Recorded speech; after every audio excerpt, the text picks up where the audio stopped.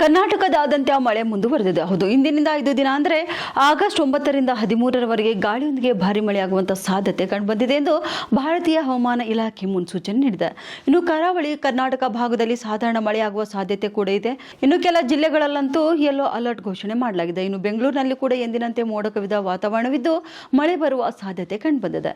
ದಕ್ಷಿಣ ಕನ್ನಡ, ಉಡುಪಿ, ಉತ್ತರ ಕನ್ನಡ, ಶಿವಮೊಗ್ಗ, ಹಾಸನ, ಚಿಕ್ಕಬಳ್ಳಾಪುರ, ಚಿಕ್ಕಮಗಳೂರು, ದಾವಣಗೆರೆ, ಚಿತ್ರದುರ್ಗ, ತುಮಕೂರು, ಬಾಗಲಕೋಟೆ, ಕೊಪ್ಪಳ, ಗದಗ, ವಿಜಯಪುರ, ರಾಯಚೂರು ಹಾಗೂ ಬಳ್ಳಾರಿ ಜಿಲ್ಲೆಗಳಲ್ಲಿ ಧಾರಾಕಾರ ಮಳೆಯಾಗಲಿದೆ. ಇನ್ನು ಅದೇ ರೀತಿಯಾಗಿ ಬೆಳಗಾವಿ, ಬೀದರ್, ಧಾರವಾಡ, ಹಾವೇರಿ, ಯಾದಗಿರಿ ಜಿಲ್ಲೆಗಳಲ್ಲಿ ಕೂಡ ಹಗುರದಿಂದ ಸಾಧಾರಣ ಮಳೆಯಾಗುವಂತಹ ಸಾಧ್ಯತೆ ಕಂಡುಬಂದಿದೆ.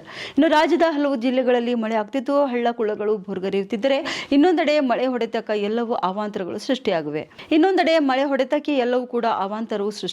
ಇನ್ನು ಮಳೆಯಿಂದಾಗಿ ಎಚ್.ಡಿ. ಕೋಟೆ ತಾಲೂಕಿನ ರಸ್ತೆಗಳು ಕೆಸರುಗದ್ದೆಯಂತೆ ಆಗಿವೆ. ಎಚ್.ಡಿ. ಕೋಟೆ ತಾಲೂಕು ಕೇಂದ್ರದ ಹೌಸಿಂಗ್ ಬೋರ್ಡ್, ಕೆಂಪಲಮ್ಮ ಬಡಾವಣೆ, ರಂಗಯ್ಯ ಅಯ್ಯಂಗಾರ್ ಬಡಾವಣೆ, ಬೆಳಗನಹಳ್ಳಿ ರಸ್ತೆ, ಸ್ಟೇಡಿಯಂ ಬಡಾವಣೆ, ಹನುಮಂತನಗರ ರಸ್ತೆಗಳಲ್ಲಿ ಕೂಡ ಮಳೆ ನೀರು ನಿಂತು ತುಂಬಾ ಸಮಸ್ಯೆ ಉಂಟಾಗಿದೆ.